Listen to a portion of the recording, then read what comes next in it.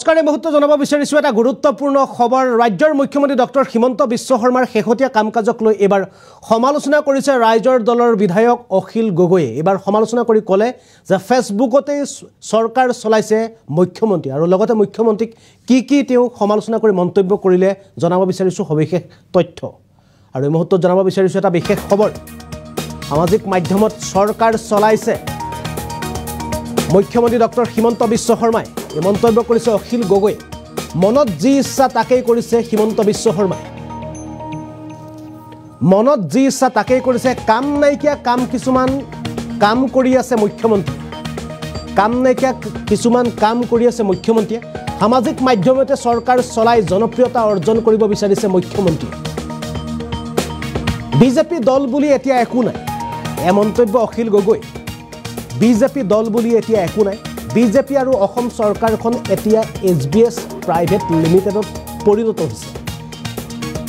মুখ্যমন্ত্ৰী ডক্টৰ হিমন্ত বিশ্ব শৰ্মাক হিটলাৰ আখ্যা অখিল গগৈ হিটলাৰ আখ্যা দিছে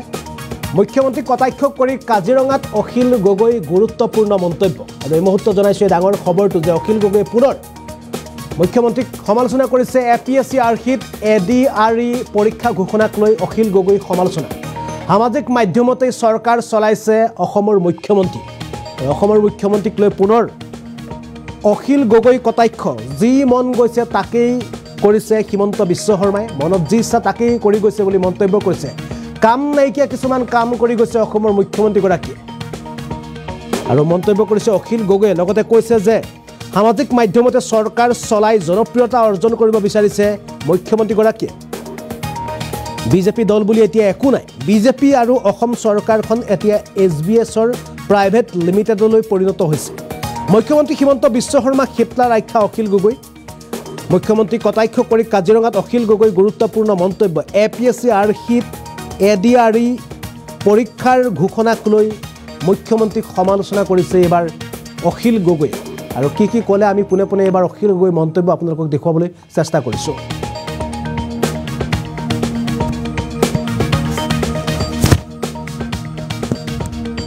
যে অসম চৰকাৰখনে অসমৰ মুখ্যমন্ত্ৰীয়ে চৰকাৰ চলাইছে এতিয়া ফেচবুকত তেওঁ ছ'চিয়েল মিডিয়াতে কিবা এটা বনায় আৰু ছ'চিয়েল মিডিয়াতে আকৌ ভাঙে তেওঁ কাৰো লগত আলোচনা কৰাৰ প্ৰয়োজন নাথাকে তেওঁ এজন হিটলাৰ তেওঁ ৰজা মহাৰজা হয় তেওঁ আনৰ কথা কাৰো শুনাৰ প্ৰয়োজন নাই তেওঁ এনেকুৱা কৰে যে তেওঁ নিজে এটা কিবা এটা বস্তু বনালে যেনেকে ধৰক এতিয়া ফেচবুকত তেওঁ ক'লে যে নহয় এপিএছচিৰ আৰ্হিত এডিআৰই পৰীক্ষাটো পাতিব তৃতীয় চতুৰ্থ শ্ৰেণীৰ পৰীক্ষাটো পাতিব বা নিযুক্তিৰ কাৰণে পৰীক্ষাটো পাতিব তাৰ পাছত আকৌ তেওঁ ফেচবুকতো এবাৰ ক'লে যেতিয়া মানুহৰ পৰা পুৰা গালি খালে যে পিয়ন চকীদাৰ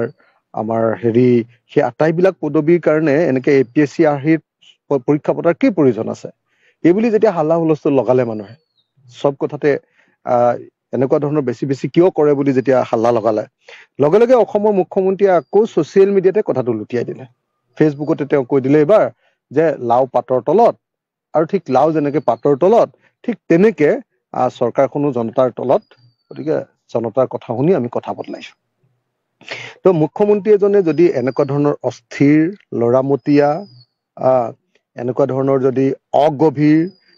কাম নাইকিয়া কাম কিছুমান কৰি থাকে তেতিয়াহ'লে সেই চৰকাৰখনৰ পৰা কি ভাল কাম হ'ব আপোনালোকে নিজে বিচাৰক আচলতে মানুহজন 2024 চনৰ লোকসভা নিৰ্বাচনৰ ফলাফল যেতিয়া বিজেপিৰ বিৰুদ্ধে যাবলৈ ল'লে আৰু চাৰিওফালে বিজেপিৰ যিবিলাক নিষ্ঠাবান কৰ্মী সকলোবিলাকে বিজেপি দলটো এৰিবলৈ আৰম্ভ কৰিলে তেতিয়া তাৰমানে তেওঁ কিং কৰ্তব্য বিমূৰ হৈ এইবাৰ ছ'চিয়েল মিডিয়াতে চৰকাৰ চলাই এখন জনপ্ৰিয়তা অৰ্জন কৰাৰ এখন তেওঁ নাটক ৰচনা কৰিব কৈছিলে এইটো নহ'ল তো আজিৰ দিনটোত সকলোৱে জানে যে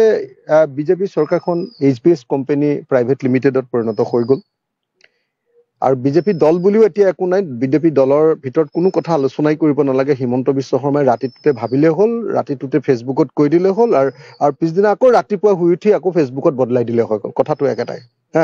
মানে সেইকাৰণে বিজেপি দলৰ কোনো কাম নাই এইটো বিজেপি দলটো এতিয়া এইচপিএছ কোম্পানী প্ৰাইভেট লিমিটেড আৰু অসম চৰকাৰখনো এতিয়া বিজেপিৰ চৰকাৰ নহয় অসম চৰকাৰখনো এতিয়া হিমন্ত বিশ্ব শৰ্মা প্ৰাইভেট লিমিটেডত পৰিণত হ'ল সেইটো এটা দুৰ্ভাগ্যজনক কথা যে এজন মুখ্যমন্ত্ৰীয়ে নিৰ্লজ্জৰ দৰে কথা প্ৰত্যেক মুহূৰ্ততে সলায়